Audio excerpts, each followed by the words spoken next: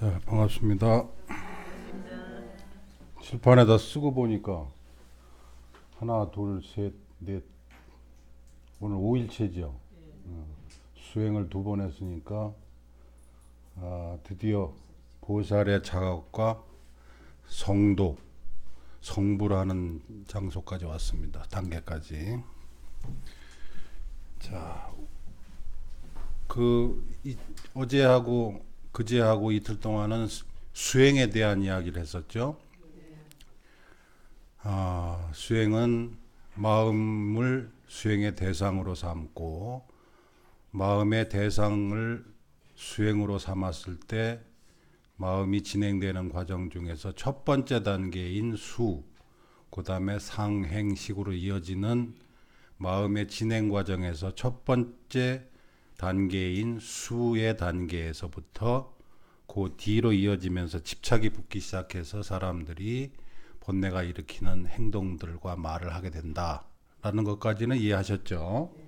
그러면 이제 그와 같이 해서 부처님이 수행을 하실 때는 늘 즐거운 느낌, 괴로운 느낌, 어느 쪽에도 마음을 집착하지 아니하시고 즐거운 느낌이 일어날 때도 이것은 지나가는 것이고 조건에 의해서 만들어진 것이다 라고 알아차리고, 괴로운 느낌이 일어날 때도 이것은 조건에 의해서 만들어진 것이고 조건이 사라지면 같이 사라질 현상에 지나지 않는다라는 것을 늘 잊지 않고 힘든 수행을 6년간에 걸쳐서 하실 때조차도 한 번도 괴로운 느낌을 마음에 남겨두지 않으셨다.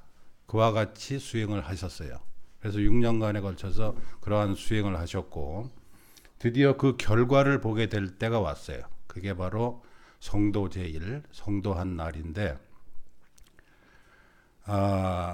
성도한 내용에 대해서 설명하기 전에 먼저 여러분들이 아셔야 될 것 중에 하나는, 우리가 지금 공부하는 것은 비유를 하자면은 산에 올라가기 전에 약도를 보는 거하고 똑같아요. 자, 산에 올라가는 데는 이러이러한 과정이 있고 여기서 여기까지는 얼마나 걸리고 얼마나 힘들고 여기서 여기까지는 좀 편안하고 그래서 정상에 도달할 때는 이런 방향으로 가야 됩니다 라는 약도를 등산하기 전에 산 밑에서 약도를 쳐다보고 있는 것과 같아요. 그러니까 실제로 아직은 가지는 않았어요. 그래서 실제로 가기 전에 산에 대해서 정확하게 이해하고 자기가 가야 될 길에 대해서 정확하게 이해하고 나면 산에 올라가서 가는 길이 힘들지가 않다고요. 자, 여기서 요만큼만 가면 다 요런 단계가 나오고 요 단계 다음에는 요런 단계가 나온다는 것을 아시면은 산에 올라가는 것이 힘들지 않고 조금만 더 가면 되고 어느 정도 시간이 걸리는 줄을 이제 짐작을 하시면 포기하지도 않게 된다 이 말이죠. 그래서 우리가 지금 출가제일부터 열반제일까지의 공부는 산에서 등산하기 전에 약도를 보고 이 정도면 가겠다라고 하는 발심에 해당되는 거예요. 발심 출가에 해당되는 것이고, 실제로 우리가 마음이 일어날 때 화가 나거나 욕심이 나거나 어리석은 행동을 하게 될 때마다 여러분은 산에 올라가시는 거예요. 그러니까 미리 공부한 약도를 잘 인지하고 계신 분들은 살아서 생활하시면서 생활하는 중에 뭐 화가 난다든지 슬픈 느낌이 든다든지 힘든 느낌이 들 때마다 여러분은 산을 올라가는 거예요. 여러분이 공부했던 그 약도를 바탕으로 해서 산을 잘 올라갔다 내려오실 수 있는 거다 이 말이죠. 그러니까 지금 우리가 하는 거는 왜 공부를 해야 되고 왜 수행을 해야 되는가, 그리고 어떻게 해야 되는가에 대한 약도다 이렇게 생각하시고, 여기서 만족하면 약도 봤으니까 산에 안 가도 돼라고 하는 사람하고 똑같아요. 산에는 올라가야 돼. 올라가서 직접 확인하고 나셔야 시원한 느낌이 들 거예요. 오길 잘했다라고. 그래서 우리가 지금 하는 것은 약도를 공부하는 것에 지나지 않으니까 이것으로 멈춰서는 안 되는 거죠.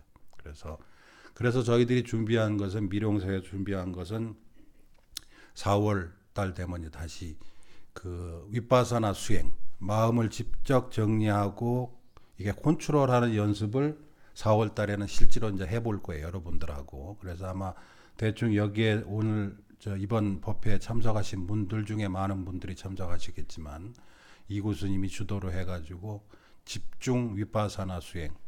위파사나는 지난번 둘째 시간에 설명을 한번 해드렸죠.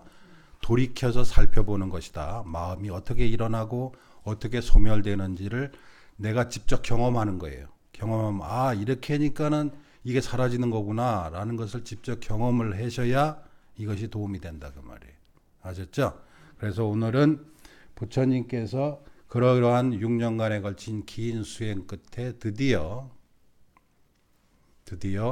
스스로 깨우침, 자각, 보살의 자각이라고 하는 단계에 들어섭니다. 이 단계는 수행을 6년간 하고 나서 아 그랬구나 라고 이제 무릎을 딱 칠 땐 그때예요. 그 당시고 그 당시를 지나서 그 순간을 지나서 드디어 도라는 게 길이라는 뜻이잖아요.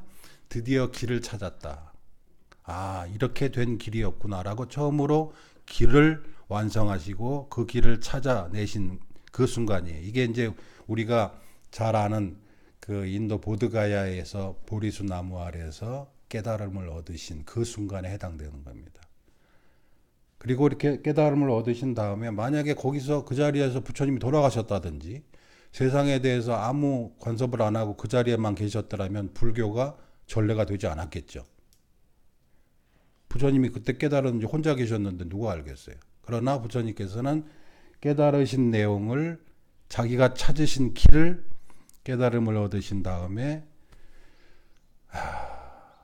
6년 35세부터 80세까지 한 번도 쉬지 않고 그 길을 사람들에게 설명하기 시작하셨어요. 그게 전법의 시기입니다. 그러니까 35세의 젊은 나이에서부터 80에 돌아가시기 늙은 노인이 돼서 돌아가실 때까지 한 번도 멈춤 없이 자신이 찾아낸 그 길을 사람들에게 설명하기 시작합니다.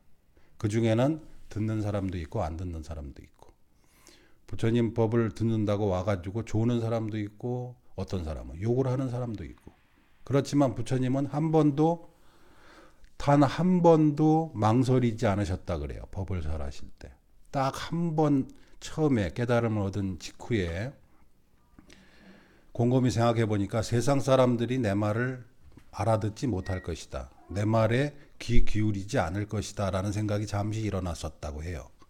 그래서 이 사람들이 내 말을 못 알아들 텐데 괜히 내가 못 알아듣는 사람들한테 얘기를 해봐야 나만 힘든 거 아닌가, 가만히 있는 게 낫지 않을까라고 생각을 하신 적이 딱 한 번 있으셨대요. 보리수 나무 밑에서. 그때 문득 이런 생각이 일어났다고 합니다. 세상에는 여러 종류의 사람이 있다. 그래서 어떤 사람은 인연이 그 사람의 그 기가 준비된 그 사람의 그 연이 좋아서 조금만 얘기해주면 금방 알아차릴 사람도 있을 것이고 아주 못 알아차리는 사람도 있을 것이고 한참 지나서 알아차리는 사람도 있을 것이다. 그래서 마치 비유를 하자면 연못 위에 연꽃이 물 위로 피는 연꽃도 있고 물 중간에서부터 피는 연꽃도 있고 이 종류가 다 틀리다 그 말이죠. 그러니까 연꽃이 피는 장소가 다 각기 다르듯이 사람도 그 연이 맞는 사람들이 언젠가 있을지도 모른다 라는 생각을 한번 하게 됐다는 거예요. 만약에 그 사람이 있다 그러면 그 사람은 틀림없이 나의 말에 귀 기울이고 해탈하게 될 것이다 라는 생각을 하셨다는 거예요. 그러니까는 지금 당장은 모든 사람이 내 말을 듣지 않고 듣더라도 이해하지 못하더라도 언젠가 그 사람에게 어떤 인연이 닿았을 때 그 사람의 심리 상태가 어떻게 변화됐을 때 내가 했던 이 말을 기억하고 있었다면 그 사람은 그 말로 인해서 해탈할 수도 있을 것이다 라는 믿음을 갖기 시작한 거죠. 그게 첫 번째 의심이고 첫 번째 확신이었었어요. 부처님께서.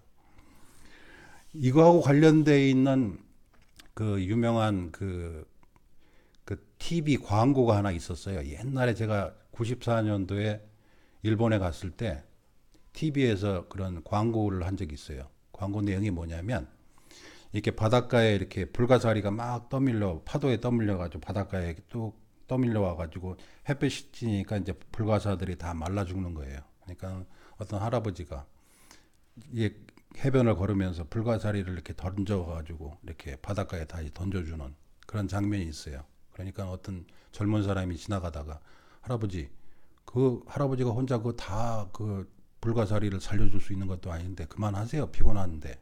라고 얘기를 해요. 그러니까는 그 할아버지가 하는 말이 적어도 내가 던진 불가사리는 산다. 라고. 이렇게 얘기하는 장면이 있었어요. 저는 그게 아직도 기억이 나요. 꽤 오래된 한 20 몇 년 전의 일인데 그 광고가 나는 게 부처님 생각도 그와 똑같았을 거예요. 내가 다 구제하지 못하더라도 인연이 닿는 사람한테는 이것이 그 사람의 목숨을 살리고 죽이는 것이 될 것이다. 나는 그것을 위해서 하겠다라고 생각했다는 거죠. 나중에 그 얘기를 와서 일본에서 하고 나서 한국에 와서 얘기했더니 불가사리는 해로운 거야. 그거 죽여야 돼. 그러는 사람 많더라고요. 거기서 말하는 뜻은 그런 건 아니잖아요. 목숨에 대한 얘기지. 해롭고 안 해롭고가 문제가 아니라. 그래서 부처님도 똑같이 처음 한 번 고민하고 돌아가실 때까지 한 번도 고민하지 않으셨대요. 그 문제로 인해서. 내 말을 알아듣는 사람이 있건 없건 인연이 지금 닿건 나중에 닿건 분명히 닿는 사람이 있을 것이다 라는 믿음 가지고 45년 동안을 법문을 하신 거예요. 한 번도 망설인 적도 없고 후회하신 적도 없으셨다고 해요. 비록 자기의 말을 듣고 알아듣는 사람이 하나도 없고 때에 따라서는 부처님에게 욕을 하는 사람도 있고 부처님을 심지어는 죽이려고 하는 사람까지도 있었음에도 불구하고 부처님은 법을 설하는데 한 번도 망설이신 적이 없다. 그때 처음 한 번 망설이고 나서는 부처님은 이런 분입니다. 그래서 우리가 지금 공부를 할 수 있는 것도 부처님의 가르침을 받을 수 있는 것도 그와 같은 부처님의 믿음 때문에 세상에 법이 남겨진 것이고 그 법을 우리가 지금 이렇게 인연이 닿아서 이 자리에서 공부하게 된 거죠. 수천 년이 지난 지금에도. 그런 뜻에서 나중에 여러분들이 공부를 하시다가 언젠가는 분명히 그럴 때가 있으리라고 제가 확신합니다. 합장을 하고 진짜 부처님한테 감사합니다. 부처님의 가르침이 참 저를 구제했습니다. 라는 말이 누가 시켜서가 아니라 저절로 여러분 속에서 우러나올 때가 분명히 있을 거예요. 아, 부처님이 이러신 분이구나. 진짜 감사하신 분이구나. 라는 거를 자발적으로 한번 할 때가 있을 겁니다. 저는 확신해요. 여러분들 분명히 한번 있을 거예요. 그래서 내가 어둠 속에서 헤맬 때 부처님의 가르침이 나의 등불이 되었다라는 것을 알게 될 때가 분명히 있을 겁니다. 그게 바로 보살의 자각과 성도 이후에 일어났던 일이고 부처님께서 스스로 6년간에 걸친 힘든 수행 끝에 깨달은 바를 가르침으로 완성하고 그 가르침이라는 게 길이죠. 길이라는 뜻은 사람이 따라가는 거예요. 그 길로 가라 그 말이죠. 이렇게 어떻게 살아야 되는지의 인생에 대한 방법이기도 하고 인생에 대한 길이기도 합니다. 그래서 부처님의 가르침을 한문권에서는 고경이라고도 말해요. 옛길, 옛 깨달은 자들이 찾아낸 길을 우리가 똑같이 가는 거예요. 근데 그 길은 사람이 안 가면 묻혀요. 예전에 사람이 많이 다니던 길도 사람이 뜸해지면 길에 잡초가 나기 시작하고 길이 어딘지 헤매게 돼요. 우리 불교가 많은 선사들, 많은 선지식들, 많은 현인들이 나타나서 그 길을 반복해서 다니면 그 길이 다른 길하고 구분되게 훤하게 드러나는데 가는 사람이 없다 보면 길이 막힌다 이 말이죠. 그래서 우리가 열심히 공부하고 법회를 열심히 해서 수행을 잘해서 그 길을 우리가 자주 가다 보면 우리 후배들은 우리 뒤에 사람들은 그 길이 어떤 것인지 훤하게 알 수 있을 거예요. 그래서 우리보다 더 쉽게 그 길을 가게 될 거란 말입니다. 아셨죠? 자, 그래서 오늘은 부처님이 보살로서의 자각이라고 하는 파트를 한번 보도록 하겠습니다. 자, 그 경전의 365쪽을 한번 보세요. 365쪽 보시면 이게 아니다. 이거 말고 그 전에 사선정 청치선에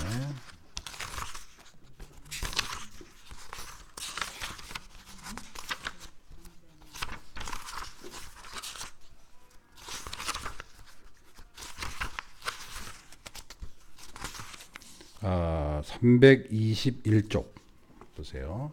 보살 연기법의 눈뜨다라는 대목을 한번 읽어보도록 하겠습니다. 악기 왜 써나요? 321페이지. 그런 내게 이런 생각이 일어났습니다. 과거 시절의 어떤 사문이나 바라문들이 아무리 격렬하고 고통스럽고 혹독하고 거칠고 가혹한 느낌을 경험했다 하더라도 이것이야말로 가장 지독한 것이니 이보다 더한 것은 없었다. 보살이 6년간의 고행을 해서 거의 탈진하고 죽을 지경에 이를 정도까지 고행을 하고 나서 스스로 판단하기를 지금 내가 하고 있는 이 고행보다 더한 고행을 누구도 할 수 없다 라고 자각이 들었다는 거죠. 또한 미래 시절의 어떠한 사문이나 바라문들이 아무리 격렬하고 고통스럽고 혹독하고 거칠고 가혹한 느낌을 경험한다 하더라도 이것이야말로 가장 지독한 것이고 이보다 더한 것이 없을 것이다. 또한 현재의 어떤 사문들이나 바라문들이 아무리 격렬하고 고통스럽고 혹독하고 거칠고 가혹한 느낌을 경험하고 있더라도 이것이 가장 지독한 것이고 이보다 더한 것은 없다. 그러나 나는 이렇게 괴롭고 하기 어려운 것을 통해서도 인간의 법을 초월하여 고귀한 자들에게 어울리는 암과 봄을 증득하지 못하고 있다. 6년간 그렇게 힘들게 괴로운 느낌에 마음을 뺏기지 않고 견뎌왔는데도 아직도 자기가 원하는 길이 나타나지 않는다고 보살이 스스로 이게 한탄을 한 거예요. 이거보다 더하는 수행을 하면 죽을 텐데 그 죽기 직전까지 이르는 고행을 했는데도 아직도 나는 내가 원하는 바의 깨달음을 얻지 못하고 있다. 도대체 이유가 무엇인가? 라고 6년간에 근데 보통 사람들이 이렇게 해요. 아주 힘든 고행을 하면 스스로 자기를 타일러요. 그래서 자기를 또 꼬드겨. 이 정도 했으니까 네가 생각하는 게 진리인 게 맞을 거야. 라고. 그러나 부다는 보살은 속지 않은 거죠. 자기 스스로의 마음에. 이 정도 해서 얻어지는 것이 네가 원하는 깨달음이 맞다라는 그 마음이 일어나는 것을 허용치 아니하고 아직도 충분한 완벽한 깨달음에 이르지 못했다는 사실을 자각하게 되는 거죠. 여기에 관계되는 또 에피소드가 하나 있어요.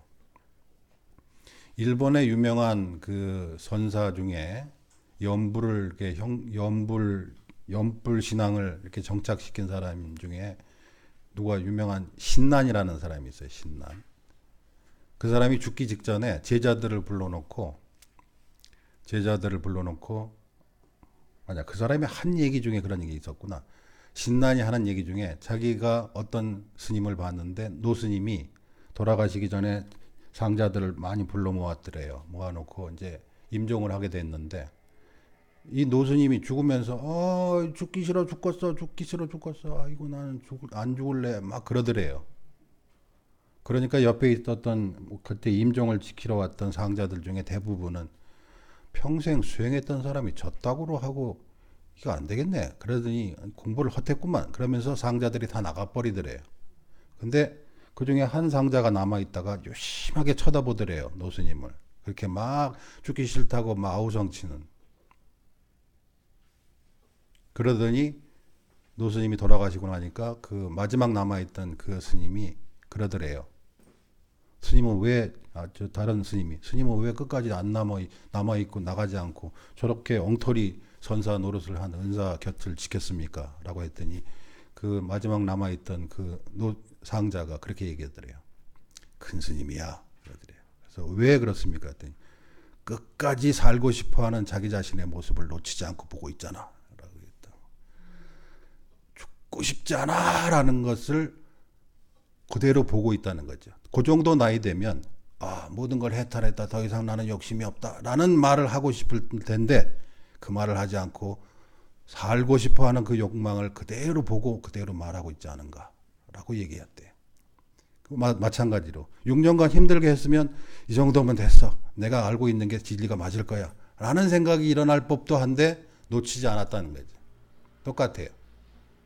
그래서 말에 속으면 그 사람이 평생 수행을 못한 늙은 노인일 뿐이지만 자세하게 들여다보면 살고 싶어하는 인간의 본연의 모습을 한 번도 놓치지 않고 쳐다보고 있었다라고 하는 것으로 그 스님은 큰 스님이다 라고 얘기했다는 것도 있어요. 물론 이거는 해석하기에 나라서 틀리지만 저는 그 나중에 남아있던 상자의 말을 이해가 가요.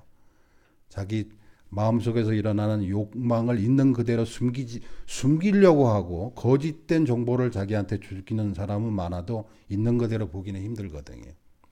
그래서 그런 케이스하고 똑같습니다. 보살도 내가 이렇게 힘들게 수행했는데 아직도 깨달음을 얻지 못했다.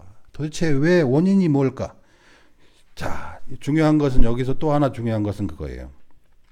과연 깨달음을 위한 다른 길은 없는 것일까? 이 말은 무슨 뜻이면 분명히 내가 다른 이유가 있을 텐데 라고 이유를 찾은 거예요. 왜 나는 깨달지 못했을까라고 그 느낌에 매달리지 아니하고 그 생각에 매달리지 않고 분명히 내가 깨달지 못하고 완벽한 깨달음이 나에게 오지 않은 것은 이유가 있을 것이다 라고 하는 거예요. 항상 일어난 현실에 대해서 현상에 대해서 원인이 있을 것이다 라고 찾아보는 거예요. 분명히 다른 길이 있을 것이다 라고 곰곰이 생각했다. 악기 왜 써나요? 그런 내게 이런 생각이 일어났습니다.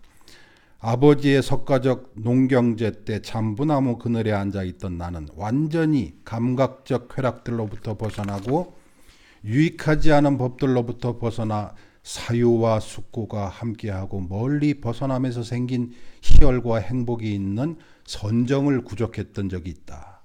그런데 그것이 바로 이 깨달음을 위한 바른 길은 아닐까? 라는 생각이 일어났다는 거예요. 그때 처음으로 나는 모든 즐거운 일들은 다 거부해야지. 왜 출가해서 가끔 저도 이제 승려 생활을 오래 하다 보니까 처음에 출가해서 한 몇 년 동안은 이렇게 악을 쓰고 절대로 세속적인 것은 가까이 하지 않고 내가 오로지 숭고한 붓다의 가르침만을 배우겠다라고 작정을 할 때가 있어요. 젊을 때는. 제가 출가해서 한 4년 정도 됐을 때 법문사 강원에 있을 때 병원에 가서 맹장을 떼어냈어요. 아프지도 않은데. 그때 문병 온 사람이 관음행보살이다. 병원에 영도에. 왜 떼어냈는 줄 아세요? 내가 다시는 마을로 내려가지 않으리라. 산속에서 오로지 수행만 하고 살리라 하면서 아프지도 않은 생 맹장을 떼어냈어요. 무식한 놈이지, 무식한 놈. 그리고 나서 마치 깨자마자 후회했어요. 아이고 이런 바보 같은 짓. 너무너무 아파가지고. 그때는 또 요즘은 이렇게 구멍 조금만 뚫어서 수술하는데 그때는 또 이만큼 찢어요. 또 살이 쪄가지고 백가죽이 두꺼우니까 더 많이 찢어야 된다 그래서 이만큼 찢어놨어요. 그러니까 초장기에는 오로지 나는 부처님의 가르침만을 숭고한 것만 하겠다라고 숭고한 것과 더러운 것을 가렸어요. 이거는 속된 것이다. 세상에 나가서 막 이렇게 막 뭐 먹고 뭐 살고 이러는 거 세속 사람들하고 만나는 거 이런 거 좋은 거 아니다라고 생각을 하고 오로지 산속에서 홀로 수행하는 것만이 옳은 것이다 라는 이분법이 있었던 거예요. 초기에는. 그래서 이제 그러다가 이제 배가 아프면서 저도 좀 알았지. 이게 아니구나. 이렇게 자를 일이 아니구나. 저절로 터지게 놔두지 만다고 이거를 생맹장을 띄어가지고 고생을 했나 싶어요. 그러니까 똑같이 부처님도 보살도 초기에는 이거는 옳은 길이고 이거는 나쁜 길이다 라는 구분이 있어가지고 그것만 옳은 길만을 계속 쫓아갔다는 거예요. 그 옳은 길이라는 게 뭐냐면 세속적인 걸 가까이 하지 않고 즐거운 느낌을 가까이 하지 않고 오직 괴로움 속에서 괴로움을 견뎌내는 것만이 훌륭한 수행자의 길이다라는 생각을 했었다는 거예요. 그런데 가만히 생각하니까 즐거운 느낌이고 괴로운 느낌이고 느낌이라고 하는 것은 조건에 의해서 일어난단 말이에요. 배고플 때 밥 먹으면 이게 배가 불룩하니 좋은 느낌이 나고 똑같이 밥을 먹었더라도 배가 만뜩 부른 데다 밥을 또 먹으면 괴로운 느낌이 일어나는 거잖아요. 그러니까 느낌 자체가 좋고 나쁜 것은 따로 있는 게 아니었다 이 말이죠. 그런데 나는 보살은 좋은 느낌은 이런 것이고 나쁜 느낌은 이런 것이다라고 해서 좋은 느낌은 다 거부하고 괴로운 느낌만 참으면 훌륭한 도인이 될 것이다라고 6년간을 죽을 똥을 싸고 했다는 거예요. 근데 그 여전히 안 되는 거예요. 만약에 일반 사람 같으면 그렇게 6년간의 고행을 하고 나면 이 정도 했으니까 이제 됐다고 치자라고 할 텐데 워낙 또 그러지도 않은 분이니까 그래도 깨달음을 얻지 못했다는 것을 자각하시고는 내가 뭐가 문제가 있지 않는다라고 돌이켜보기 시작한 거예요. 반성한 거예요. 6년간을 거쳐서 노력을 했음에도 또 반성을 하는 거예요. 반성하기 때문에 길이 찾아진 거예요. 만약에 거기서 멈췄다면 집착하는 거단 말이에요. 그 느낌을 집착하는 거예요. 또 돌이켜서 생각하시면서 야 옛날에 내가 어렸을 때 한 7, 8살 때 부처님 아버지 계시는 석가족 왕궁에서 이렇게 참선했던 적이 있었는데 그때 굉장히 기쁜 느낌이 나는데 그 느낌은 기쁜 느낌이었지만 즐거운 느낌이었지만 그게 해로운 느낌이 아니었을 텐데 어린애가 무슨 해로운 느낌을 하겠나 라고 하면서 느낌이라고 하는 것 자체에 좋고 나쁜 것이 있는 게 아니다라는 자각을 하기 시작하는 거예요. 그래서 야, 수행을 계속하기 위해서는 즐거운 느낌도 필요할 때가 있는 거구나. 조건에 의해서 일어난 거니까. 그래서 그때 즐거운 느낌에 대한 거부감을 스스로 없애기 시작한 거예요. 옳고 그름에 대한 거부감, 옳고 그름에 대한 기준을 버리기 시작한 거예요. 이것이 옳고 저것이 틀리다라는 기준이 백주 내 생각이었구나 라고 하면서 그 생각을 딱 버리고 나서 비로소 명상에 들기 시작한 거예요. 옛날 어렸을 때 했던 것 똑같은 방식으로. 그게 선정에, 깊은 선정에 들게 되는 거예요. 그러면서 즐거운 느낌은 나쁜 거고 괴로운 느낌은 수행자에게 좋은 것이다 라는 그 기준을 버리게 된 거죠. 이것은 반성을 통해서 가능한 거예요. 그렇게 반성함으로써 길을 찾게 된 거예요. 그래서 길을 찾아서 초선정, 이선정, 삼선정 이게 명상을 깊이 하게 됐는데 그 명상을 깊이 하게 할 수 있었던 이유가 바로 스스로에 대한 집착의 포기와 반성이에요. 이게 초선정이라고 하는 것은 이렇게 앉아서 선을 이렇게 명상을 계속하면서 이건 삼매를 하는 거고 삼매. 하나에 집중해서 다른 망념들을 없애버리는 수행을 하는 거예요. 여러분들이 이제 이구 스님하고 4월 달에 수행을 하면 그 두 종류를 알게 될 거예요. 사마디라고 하는 수행이 있고 위파사나라는 수행이 있어요. 위파사나는 관찰한다는 뜻이고 사마디는 관찰하기 위해서 잡된 것을 멈추는 거예요. 멈추고 나서 새롭게 보는 거. 과정이 그거예요. 사마디, 위파사나, 삼매, 그다음에 관찰. 그래서 삼매라는 게 관찰할 때 내 눈에 먼지가 낀 티끌이 들어가 있으면 티끌 낀 눈으로 보면 세상이 찌그러져 보인다 이 말이야. 그러니까 티끌을 먼저 없애는 게 삼매예요. 그리고 나서 봐야 바르게 보인다 그 말이에요. 그래서 이런 과정을 초선정, 이선정, 삼선정 할 때, 사선정까지 할 때 이 과정이 바로 눈의 티끌을 없애는 작업이에요. 그 작업을 깊이 하고 나서 드디어 뭘 하느냐면 도를 찾게 되네요. 관찰을 해서 길을 찾게 되는 거예요. 그런데 만약에 눈에 티끌이 있는 상태 같으면 이것이 길이다라고 내 위주로 내 본의대로 마음대로 제멋대로 생각하게 된다 이 말이에요. 그것은 바른 길이 아니거든. 그러니까는 사선정을 거치면서 마음이 이렇게 맑아지고 마음이 맑아진다는 표현은 깨끗하고 더럽다 그런 기준이 아니라 그 깨끗하고 더럽다라는 기준 자체가 없어졌다 그 말이에요. 그러니까는 이것은 연꽃에 비유해서도 자주 등장하는 내용인데 마음이 깨끗해졌다라는 말의 뜻이 뭐냐면 제가 여러 번 말씀을 드렸지만 진흙 속에 피는 연꽃이 만약에 우리는 보통 얘기할 때 더러운 진흙 속에 있으면서 깨끗한 연꽃을 피웠다 이렇게 얘기를 하잖아요. 그러니까는 근데 연꽃의 그건 우리 입장에 보는 입장이고 연꽃 자체한테 물어보면 연꽃은 네가 깨끗한 꽃을 피우기 위해서 더러워도 참았냐? 아니거든. 연꽃은 이것이 더럽다 나쁘다라는 기준이 없기 때문에 깨끗한 꽃이 핀 거지 내가 깨끗한 꽃을 피우기 위해서 더럽지만 참는다 이건 아니거든. 더럽다 나쁘다 더럽다 깨끗하다라는 기준을 갖고 있지 아니함 그것을 일러서 깨끗함이라고 표현하는 것에 뿐이라는 거예요. 그래서 연꽃이 청정한 연꽃을 피우다 맑은 연꽃을 피우다라는 것은 깨끗한 것을 만들어내는 것이 아니라 깨끗하고 더러움 기준이 없어진 상태 그것이 깨끗함이다라고 표현하는 것이 지나지 않는다 그 말이에요. 그러니까 우리들도 얘기할 때 보면 세상에 더러운 오탁 악세에 살면서도 청정함을 유지하는 삶을 산다. 그렇게 하면 안 되는 거예요. 나 세상 더럽지만 내가 깨끗하게 살려고 참는다. 그러면 지가 밥은 얻어먹기는 진흙에서 다 받아먹고 속으로는 저 더러운 놈들 내가 먹고 살라고 할 수 없이 내가 여기 살지만 내가 나가기만 해봐라. 이런 식으로 얘기하는 거랑 똑같단 말이에요. 은혜 배은 망덕도 유분수지. 그 연꽃에서 양분을 받아서 먹고 살면서 그 진흙 자기가 살고 있는 영양분을 공급해주는 진흙밭을 보고 더럽다고 하겠어요? 연꽃이? 아니에요. 우리도 똑같이 마음이 청정함이라는 것은 청정하게 산다는 모양이 따로 있는 게 아니라 옳고 그름에 대한 기준은 다 제각각 자기 나름일 뿐이다라고 이해하는 거예요. 누구라도 자기 기준의 옳음이라는 것은 있어요. 자기가 살아온 방식이 있기 때문에 자기의 눈이 고정된 눈이 있다 이 말이에요. 그러나 고정된 눈에서 나는 이런 식으로밖에 생각할 수 없구나. 내 눈에는 저게 좋게 보이는구나. 내 눈에는 저것이 나쁘게 보이는구나. 하지만 이것은 백주 내 눈일 뿐이다.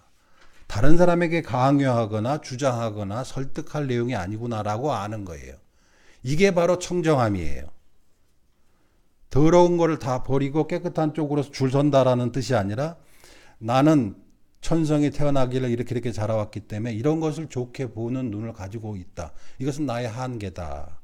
라고 자신의 한계를 얘기하고 스스로에게 타이르는 거예요. 나는 옛날 사람이라 없는 시절에 살았던 사람이라 누가 밥을 남기면 화가 난다. 그러나 요즘 아들은 그렇게 안 살았으니까 그런 것에 대한 감각이 나하고 틀릴지도 모른다. 라고 하는 거예요. 근데 보통 자기가 경험했던 것을 진리라고 옳다고 믿으면 혼을 낸단 말이에요. 너무 시끼 밥을 왜 남기고 그러냐 말이에요. 그런 애들은 다른 세상에 사는 애들이란 말이에요. 그러니까 내 기준은 그러하더라도 그런 옳고 그름에 대한 기준이 없는 사람은 없어요. 다 누구나 있지만 그 기준은 단지 나의 기준일 뿐이다라고 반로하는 거예요. 이렇게 터트리는 거예요. 커밍아웃 하는 거예요. 나는 이렇게 살았기 때문에 이런 것이 좋고 이런 것이 나쁘다는 기준이 몸에 박힌 사람이다라고 내 스스로 인정하는 거예요.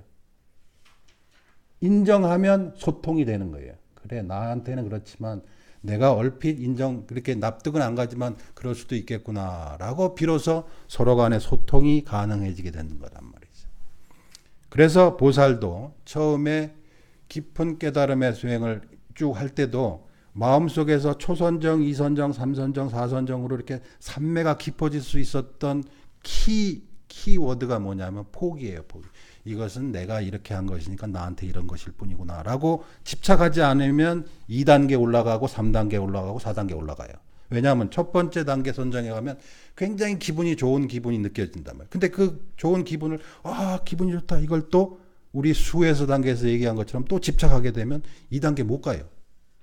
그러니까 여기서 이러이러한 환경에서 이러이러한 조건에서 이런 기쁨 마음의 상태가 일어나는구나 라고 놓아버림과 동시에 2단계로 진입하는 거예요. 2단계에서 또 집착하면 1단계보다 더 좋은 기쁜 느낌이 일어나지만 그것을 집착하지 않으면 자동으로 3단계로 올라가는 거예요. 그래서 좋고 나쁨이 완전히 사라진 단계가 되면 그게 4단계예요. 사선정이라고 해요. 이렇게 해가지고 마음의 모든 기준들이 사라지는 거예요. 삼매의 역할은 모든 더러운, 옥은, 옳은, 글은 이런 모든 기준들이 다 사라지는 정지의 상태. 이렇게 털어내는 작업을 하는 게 삼매인데 사선정을 통해서 모든 기준들이 사라진 상태가 된 거예요.